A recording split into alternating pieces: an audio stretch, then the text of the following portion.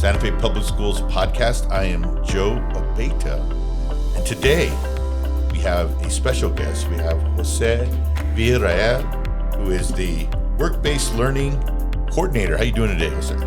Doing great, Joe. Yeah, thanks for coming, brother. Thank you for having me. You're a busy man, bro. You're busy. You know, it's part of the role. It's part of the job. Yeah, It's a lot of fun. Yeah, you've established this program that you guys. This is your first year. This is going on summer number 3, so we're in year 3. Okay. Yeah. So let's just start from the beginning for the people that don't know, what is the work-based learning program here in Santa Fe Public Schools? So the work-based learning program is a high-quality internship program that's based in Santa Fe Public Schools. We collaboratively engage employers, high-value employers that end up in careers who offer our student high-quality experience in an internship. So essentially, that's what it is. So, and it gives the students an opportunity, right, to get out there into the job market. You guys teach them, right? Talk about that. You guys teach them how to be professionals, right, and be successful in the workforce, right? It's true. So we have a system, and we run 2 cohorts. One is during the summer, one is during the school year. And in those cohorts, at the beginning, we basically recruit students with business partners in the beginning, and then we take them through what we call a boot camp style training. And what that includes is helping building resumes, helping them with interview skills, preparing them ultimately for a high-quality interview. And so they interview just like the real world, just like the rest of us that are trying to get a job. They interview and earn their internship with those interviews with our employers. So after that process happens, we take them through other trainings to get them prepared, like you mentioned, professionalism, work ethic, learning about what is effective communication, and they should be answering their emails and texts and whatnot, and how to respond on time. So we help them basically get prepared for what is professionalism on the job. And then once they begin their internship, they're basically working with the employers, learning all of these skills that we're theoretically training them to do in the beginning. We meet with them intermittently. And so what happens there is we help them understand what they're learning, and we also give them tools to apply at the work site during their internship. So we have a great process for beginning, middle, and at the end of the internship, we come back together as a big group, employers, students, parents, and we celebrate, champion everyone, listening to the students, how they've grown, how they've matured, the confidence that has come with this, and of course the skills that they've learned. It's a great process. It's kind of our secret sauce, if you will. Yeah, and you had mentioned, because I've been part of the process of that, with Sports Primo, and I've seen you guys have like a work fair. Was it called a job fair? Yeah. Right. It's in a job fair type of setting. You had it. The one I participated in was at the Ox Gym at Santa Fe High, and these kids, students come by, they sit down. They hand you their resume, and then you ask them a bunch of questions. That's it. We prepare them basically for the game. Yeah. So in our training, we have all of the curriculum that's in-house built. Yeah. So we founded this within our school district. We founded the curriculum, the process, everything, the model. Mm-hmm. And so, yes, we train them with questions. They're general questions for an interview. Yeah. But we set them up for success. So when they meet with you, the employer, they already know how to introduce themselves with an elevator pitch. Yeah. So they can come in confidently, set themselves up for a good interview. And of course, they research. They do different research on all of our employers. Yeah.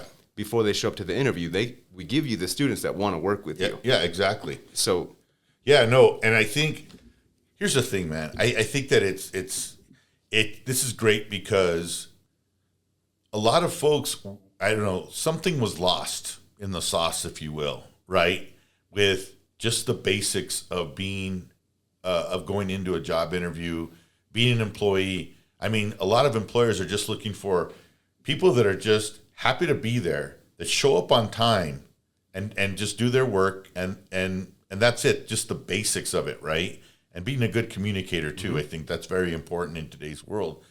And if you could just do that, you could be really successful in any job that you pick up, right? That's Especially if you're passionate about it too. You have some kind of interest in it, right?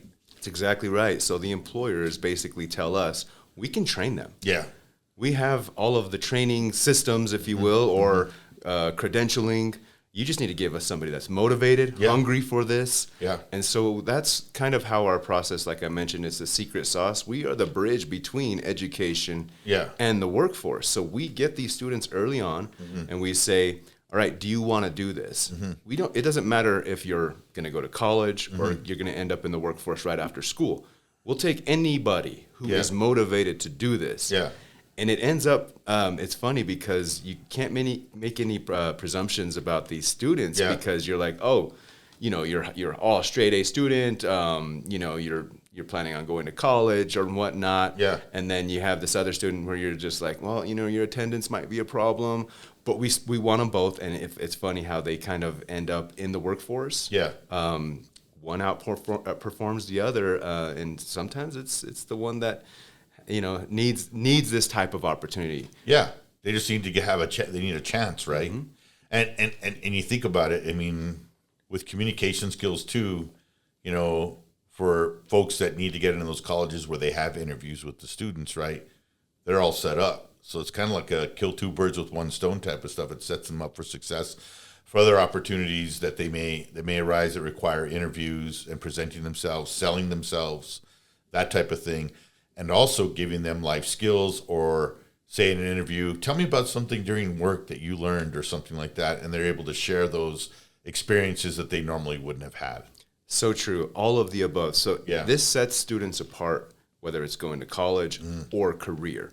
So like you said, what does your employer look for first on your resume? Yeah. It's work experience. So a lot of these students, it's their first work experience. Yeah.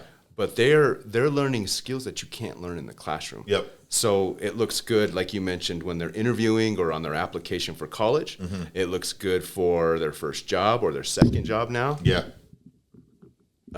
So all of those things. But then again, you and I both know, like I went to school for business. Yeah.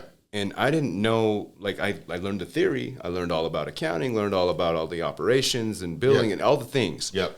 But I really wasn't able to learn how to do those things until I actually started doing that and experiencing that when I ran my own business in my former life. Yeah. So, this is what it's all about. It's hands-on learning. They get all of these new skills. They set themselves apart from their peers because it's going to be competitive after high school and even after college. It is, yeah. It also helps them understand, like, what do I really want to do? When you're in high school, what do you want to do? You didn't know exactly maybe what you wanted to do. That's the higher percentage of our students. Yeah, and I think that's important too, because I think a lot of anxiety, students have a lot of anxiety. I say kids, but students sounds better, right? But these students have a lot of anxiety about what am I gonna do when I get out of high school? What am I gonna major in college? Like, I don't know. I know one of the interns that we had was amazing, David. He is going to New Mexico State to become he was getting in the nursing program down there. And he told me, he said, I've thought about it, man. He says, I really like doing, being out on the court and doing social media and shooting videos and getting the hits on videos and stuff like that, and he said, something I might want to continue doing. I said, well, you can do that as a minor if you wanted to or whatever. Stick with nursing, have that as your bread and butter, and then you can, do a social media thing if you wanted to, or work for the school, doing the athletics for them and stuff like that. My daughter's doing that right now. Wow. Yeah, she's a social media manager for her school out in California. So it's just like these things lead to different things. You figure out what your passion is. You can figure out what your passion is through this program. Absolutely. So I got a lot of other questions, follow-up questions, but I think one of the big questions that may be looming out there for the folks listening to us is, what kind of jobs? What are we talking about, man? Are we just talking about, pulling weeds and kind of these things, or are we talking about real professional jobs settings that I'm going to be in? What is it exactly? What's out there? So you mentioned how old we are as a Yeah. program. Yeah. Well, we started, Santa Fe is known for its world-class hospitality. Yes. So we Yeah. started there. Okay. We partnered with, it was serendipitous. We were introduced to these 4 general managers of a few of our luxury properties here in Santa Fe. Uh-huh.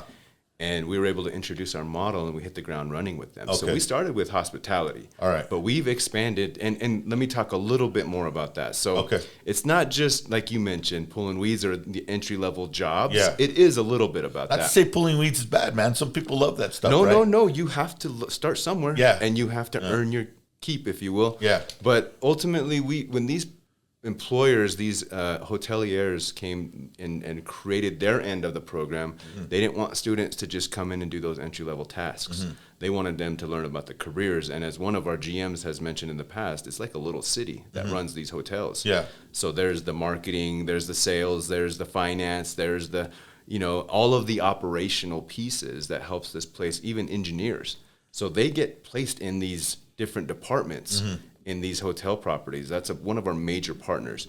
They get placed with guest services, concierge. They get placed with events and planning, which is a huge moneymaker for the hotel properties. So they learn all of these great skills within the hotel properties. So that's one. And then we exploded as far as from that first summer. We have over 75 partners now. So we went into the public sector. We have government agencies, and not just like, let me just talk a little bit about that. So we have state, city. We're the capital here, so we have state agencies, and so we have internships in the city attorney's office. We have public safety with the police department. We have students with the mayor in the mayor's office. There's a lot more there. IT, so information technology. And then we expanded into the private sector as well. So we have medical. We have internships there. We have civil engineering. We have partnerships in advanced manufacturing. The list goes on. You think about cybersecurity. You think about tech. We have partnerships there. We just recently partnered with Santa Fe Creative Code Initiative, which is supported by Apple. So these students are going out and creating apps. They're creating videos with Apple products. They're partnering with our partners to help develop these apps for their businesses. To help them beef up their, guest experience, if you will. So there's so many different options. Off the top of my head, those are a few of the high value careers. When I mention high value, the definition of high value is it's going to be high wage, high growth, and high demand jobs. Okay. So that's the vetting that I do as far as going out and making a partnership with our community. Don't get me wrong. There's a lot of jobs out there that, you can end up as a manager at Dion's, for example, or McDonald's or all of those places, which is great. You can do that. And they're high wage in the beginning. But the ceiling is there in most of those opportunities. So our positions are basically, again, structured in that high-value career with all the high thriving industries in Santa Fe. And our partners know that when they bring on a student, they're not just going to give them those entry-level tasks. They're going to have them shadow underneath the managers, the supervisors, the directors. And they're going to give them intermittent enrichment classes of like what it is that specialist does. So we have it's incredible. It's expanded like crazy, and right now we can't even get in the way. I mean, the momentum is there. Like I said, 75 plus businesses out there that are end government agencies, and then we've had over 300 graduates. I was going to ask you, how many students are participating in this program? So the last 2 summers, we've had over 100 in each cohort. During the school year, we have around 85 plus. So it's... And they're paid, right? They're paid. So we got to hit on that, man, because it's like, well, is this... Well, I mean, you think about it... That's great. It is. You think about this, Joe. I think about this kind of as the analogy of a college athlete going into the professional. So they're not paid in college. And then in the pros, they earn it, right? They get that. So... the experience in itself kind of is a huge incentive, but you mentioned the pay. So these are college athletes, if you will, that are Yeah. getting paid. Yeah. So the unique thing about our program is when we first started with the hoteliers back in 2022, again, it was just like meant to be that we met up with them and we introduced our model, and they were already thinking about how to do an internship program. Yeah. Well, the very next fall, I was introduced to the city's Youth and Family Services Director, Julie Sanchez. Yep. And then I was also introduced to Rich Brown, who's Yep. formerly the Office of Economic Development Director. Yep. They were thinking about building a program within the city, an internship program, based on, the need and also the desire of everyone to host that. So we introduced our model to them. They said, hey, we have some ARPA funds that we'd like to invest in your program. We're not trying to recreate the wheel. It sounds like you got something going great here. So they ended up investing nearly $800,000 in our program. Wow. For 2 years. So those are ARPA federal relief funds. Okay. And ARPA's what? What is that organization? the American Rescue. It's basically similar to ESSER funds. It's federal relief funds from the pandemic. Gotcha. Okay. I don't know the rest of the acronym, what it stands for, Yeah, but basically I it's gotcha. those federal relief funds. Okay.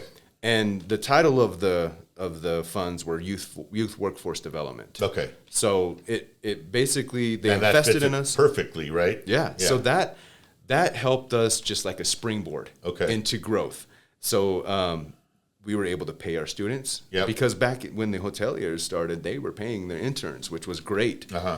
But we're able to invest these funds in our program internally.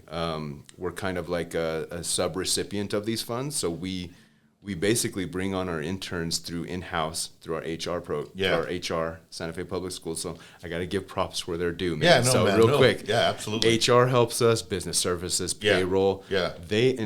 On top of all of these employees within our school district, bringing on new teachers, bringing on new staff, they bring on all of our interns, each cohort, which is a humongous lift. So we got to give them, like I said, just a huge shout out, huge thank you. But going back to the funding. That's extra 85 employees, man. Yeah. Extra 100. It's or a lot. extra 100. Yeah, exactly. Yeah. So ultimately they help us. But going back to the funding,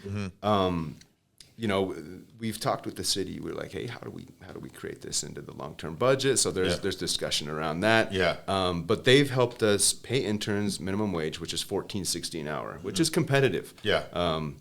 And then we also have expanded our staff, so they help support staff with, we brought on a work-based learning specialist, Michelle Hogan, who was our first work-based learning teacher. So the way that we're structured within the school district, I have a team of internship teachers that ultimately during the school year, they run the program through one of their prep hours, and it's at each high school. And so they oversee their cohort as kind of the mentor on the school side. Yep. So we have 4 of those, 4 internship teachers. Now we have the work-based learning specialist. And during the summer, they are full-time in that position. I mean, it's a part-time role. It's 20 hours a week. Yeah. But they're full-time overseeing these students and not doing their regular, teaching work. So it really is, again, in order for I mentioned quality. Every single time we introduce our program to the public or talk about it with business partners, we say, and students, we say, we want this to be a quality experience for everyone. Yeah. So that's how we do it. We have to have that staff in place. We have to have everybody trained. Our mentors have to understand, again, what's expected of them. And then everybody comes together and lifts up that one student. Yeah. And they get this great experience. They end up learning all of these skills, and then, like we talked about earlier, they end up setting themselves apart. Well, and here's another thing. I know from the city and coming from the city that, there's always this push, and especially in Rich Brown's group, is how do we keep our folks over here to be able to stay here in Santa Fe and to, be a part of our community and work for our community, right? And this just seems like a gateway into allowing students to say, hey, I may want to go to school, but I do have these connections now at the hotels, or I have it over here at the city or the schools or whatever, and I really enjoyed that job.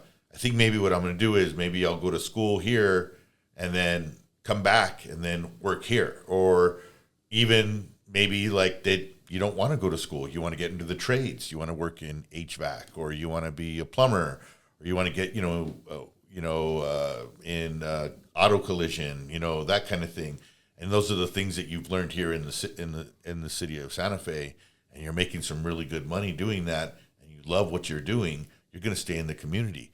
So I know that works in the city's initiative of keeping the kids here, of what, to work here, and it's not such a bad place. And yeah, we got to figure out our living situation as far as like the housing and all that stuff. But if we could figure out this on a solution to getting the workforce to stay here, then we could figure out that housing issue, and that's a whole other podcast, bro. But but that's awesome. I mean, that this is that this program's been so successful. I know it's a win-win. You guys are always looking though at adding more types of businesses, right? Yep. To be able to accommodate, the interests of the students, right? Do you get and here's another thing real quick, and is that you teach them how to be responsible, right? Mm-hmm.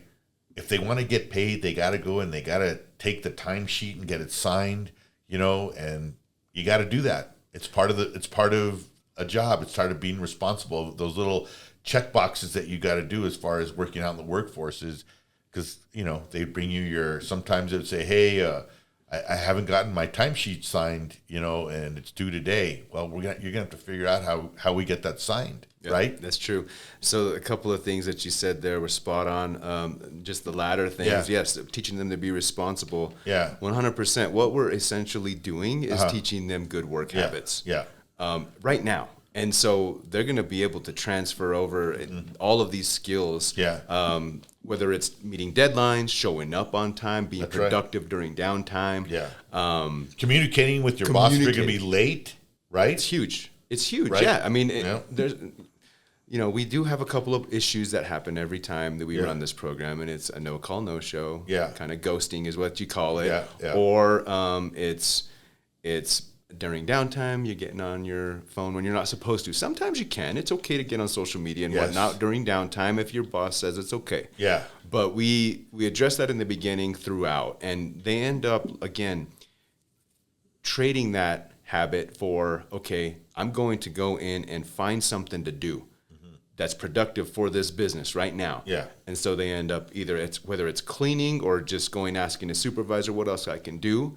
And it really is kind of like refreshing for them, the employer, to have these students come in and be responsible and show up on time and do the things, because the majority of our students are just go-getters. They're talented. Mm-hmm. Their work ethic is off the chart. They're very professional. Yeah. So it really is just telling them in the beginning, not teaching them, just letting them know this is expected of you, and they just go and do it. Yeah. The other thing you mentioned about the workforce side of it, like open up the gateways for our local students to get into our workforce. Yes. That has been a problem, right? There's a problem of recruiting from out of state. Yep. On the other end, our students, they end up going to college or whatever, and then they go work in Denver or Arizona or whatever, right? Yeah. Yeah. So that's the point of our program as well. Like, our goals are to keep our own here, for them to go out and build these relationships, network with other industry partners or other CEOs. I mean, think about it. These students get the opportunity to go out and basically prove themselves to the world. Yeah. And they get to meet these CEOs, which normally you don't get to, rub shoulders with the president of a company. Yeah. Or the director of this, this department or whatever it is. Yeah. And they get to do that. And they get to build the relationships. And then they say, okay, young person, go to get your degree, come back, you have a job here. Yeah. So we are building a workforce pipeline. It's exciting. We're in the very beginning of it, but in 10 years, these students are going to be coming back. We're going to have that kind of, I guess it's a workforce pipeline. Yeah. You call it, right? So that's our goal, economic impact. We're building jobs. We're some of these students are going to create businesses here. So it's going to be a great thing overall in the long run. Yeah. These are our goals. And if you let them, it's interesting because there's such a supportive community out there too. Other than right, I mean, so I'm just going to say this because I know this firsthand from experience. the interns that we had used in the moonlighting business that I have with Sports Primo is that I really wanted them to learn and have their own signature on whatever they did, right? Getting social media or whatever. And I let them develop their own style. And it was, you give them a little bit of guidance and then they just run with it. And and that was important. I think it's really important, right? Because I'm a 53-year-old man, and it's way different than being 18 in today's world than it was with 18 with me. And I just feel like we got to trust them too, and it builds a trust, right? That they can trust your mentor, you can trust your boss. That, you know what I'm saying? Like it's a trust that they have and you have as a boss, and then vice versa, right? And if you trust them and they feel that you trust them, they're going to do really good things, and they will bring good ideas, to the table. And that's what you want to hear, right? A different perspective from a different generation bringing it. But I wanted to tell you that we had our interns, and you know this, but for the folks out there listening, that they had an opportunity to go out on the pit floor and to be able to be working media people on the pit floor, right? And getting footage and whatnot. And the NMAA, they're partners of us, and they said, just make sure they know how to be responsible with they had full-fledged credentials from the NMAA, which I thought was awesome. Yes. They gave them the full credentials, and they said, let us know who they are. We'd like to meet them. They said, guys, here you go, have at it. You can't be here or here during the games, but, feel comfortable on the pit floor. Man, I would have loved to have been on the pit floor at that age, just to be on the floor, just because it has such a legacy about it, or like this, it's a legendary pit, whatever. But it grants kids those opportunities to do that, and I just love the fact that they just flourished in it and they shined in it. And I'm sure other businesses has had those experiences with the interns and stuff. So just a great gift, man. You know what I mean? A great gift the program is to the community, for sure. Thank you for saying that, and thank you for talking about your experience in trusting these kids. I got to walk a fine line here, right? Well, no, it's true. But I mean, you mentioned another great point about these young people. Yeah. They are so talented. They're so innovative. They're creative. Yes. So if you give them the idea of like, this is what is, expected, this is what we do, show them the whole scope of operations in the beginning, and just like, this is how we run our business, they might be like, wow, well, we can do this to kind of better this process, or we have this idea, like you mentioned. I mean, they're digital natives, so they grew up with these phones in their hands, and so they know how to operate and how to beef up, if you will, their social media or whatever it is. But that's not it. Like, they're tech savvy, they are business minded. It's funny. We also have, in part of our boot camp, we have Nusenda Credit Union come in. They come in and train students on the story of their paycheck and budgeting and that's finances, awesome. and that's great. So they actually are like, we want that more at the beginning of the program rather than at the kind of middle, because it benefits us, and they're so smart about like their finances, and they teach me about the stocks that they've already invested in. I'm like, you guys already invest in stocks. I can't believe that. That's awesome. So these kids are smart. They're talented.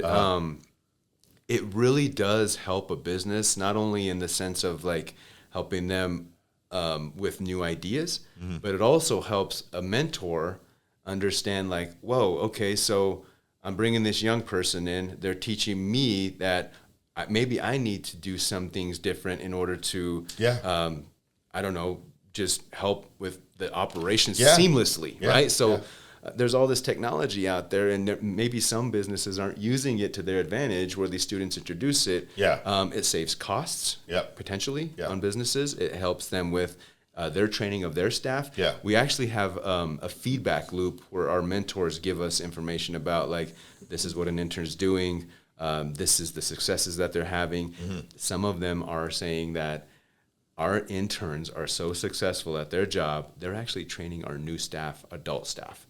They're training them to come in and do their jobs. I believe it. So the sky's the limit here as far as work-based learning. And it just, I think it's, like you mentioned, it's opened up the gates.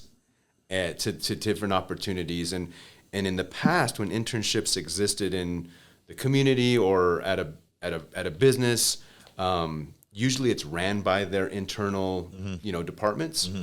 Where if a student did an internship in high school, it's usually who they knew or who their parents knew. Yeah. Usually it's something like that. Yeah. Well, we've shattered that opportunity gap as far as like there's been a barrier there. Yeah. Right. So now it's any and every student in the high school comes and signs up for our program. They get to go meet with this doctor, this nurse, this engineer, this whoever it is. Yeah. And they get, again, a unique opportunity to prove themselves. Yeah, that's pretty awesome. So I guess the $1 million question is, and this will be our last question. Time's flown by with this one.